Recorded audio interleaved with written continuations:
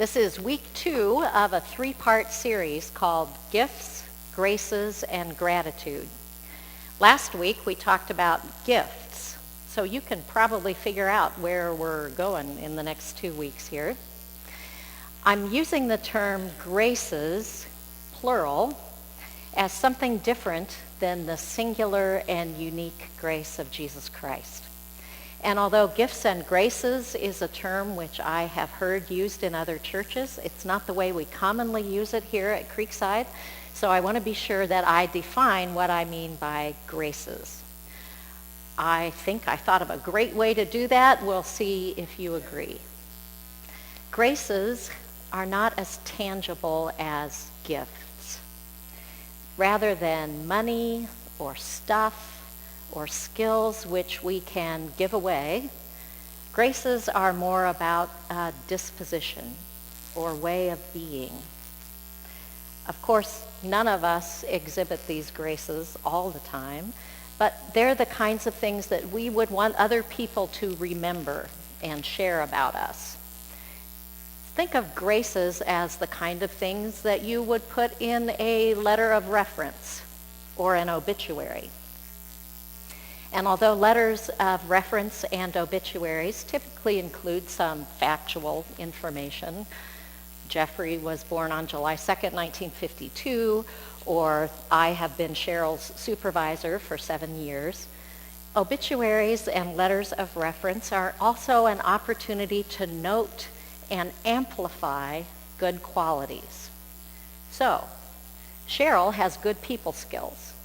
Yes. Cheryl is an incurable gossip. No. I believe I have said from this pulpit before that I have threatened to write the eulogy for my own memorial service just to be sure that everybody stays on message. My husband Tim informed me that that is not the way that memorial services are supposed to work. I believe his exact words were, "We'll say whatever we want, you'll be dead." Which is pretty hard to argue with.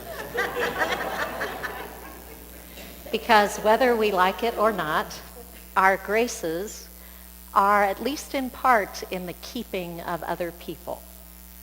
Doesn't matter how compassionate we think we are, or what really good reasons we have for being unpleasant to others. Graces are about how other people experience us. Which got me to wondering if there are obituaries out there which neglected to focus on graces. Turns out that there are. I'm going to read you some excerpts from actual obituaries. I warn you that some of these are painful, and you can decide who these words are the saddest for, the deceased or for the family members who experienced them in this way. Leslie Ray Popeye Charping was born in Galveston on November 20th, 1942, and passed away January 30th, 2017, which was 29 years longer than expected and much longer than he deserved. At a young age, Leslie quickly became a model example of bad parenting, combined with mental illness and a complete commitment to drinking, drugs, womanizing, and being generally offensive. Leslie enlisted to serve in the Navy, but not so much in a brave and patriotic way, but more as part of a plea deal to escape sentencing on criminal charges. It goes on. Kathleen Schnuck was born in 1938 and married Dennis Denlow 19 years later. 2 children came from that marriage, Gina and Jay. In 1962, she became pregnant by her husband's brother, Lyle, and moved to California. She abandoned her children, who were then raised by her parents. She passed away on May 31st, 2018 in Springfield. She will not be missed, by Gina and Jay. Dolores Aguilar left us on August 7th, 2008.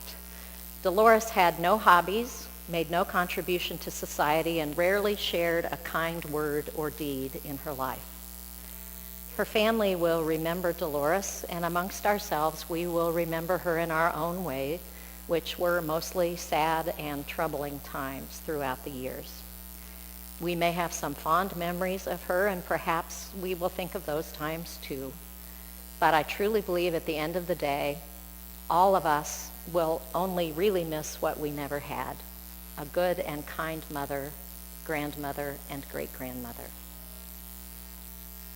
And finally, a woman after my own heart, Emily DeBreda Phillips. Pains me to admit it, but apparently I have passed away. Everyone told me it would happen one day, but that's simply not something I wanted to hear, much less experience. Once again, I didn't get things my way. That's been the story of my life, all my life. So it's painful to hear the bitterness in some of those obituaries. Of course, we don't always get to choose our life circumstances, but we do have some choices about how we experience the world and how we relate to other people.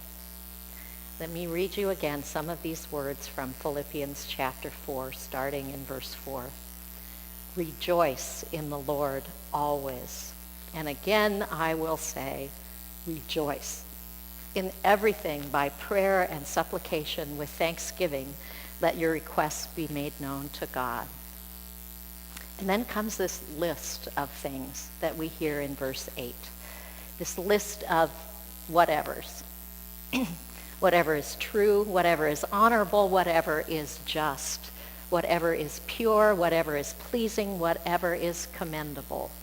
If there is any excellence, and if there is anything worthy of praise, think about these things. And those things are the graces that I mean. Those things which are true and just and honorable and pleasing. So here's the challenge which I see with graces. First, we are to incorporate them into our own lives. By the grace of God, we are to live in ways which are true and just and honorable and commendable. We are to give our best effort to living lives that follow the pattern of Jesus Christ, the only person who was true and just and honorable and commendable at all times. We have to display graces ourselves. Are you with me? Because there's a part 2. Here's the second part.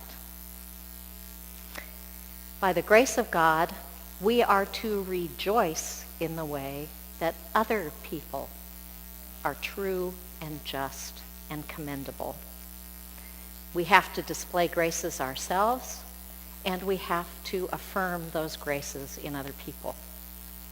Now, maybe this doesn't sound too difficult to you, but it has been a challenge for me at times. When I feel like someone has been unjust or unkind to me, my natural response is to magnify their faults, real or imagined. I feel more justified in my injury and anger if that other person is a rotten person. And when I become invested in somebody else being a rotten person, guess how they respond to me? Of course, they become defensive and fault-finding right back, and that negativity increases. There's a way to break that cycle, but it takes courage and resolve. It takes more strength than most of us have, which is why we need God's help. The way to break that downward spiral is to see other people the way that God sees them. Or to put it another way, which is actually the same way, to see other people the way God sees me. Sinful? Yes. Flawed? For sure. but seen through the lens of Christ's grace, which means that while we were yet sinners, Christ loved us and died for us.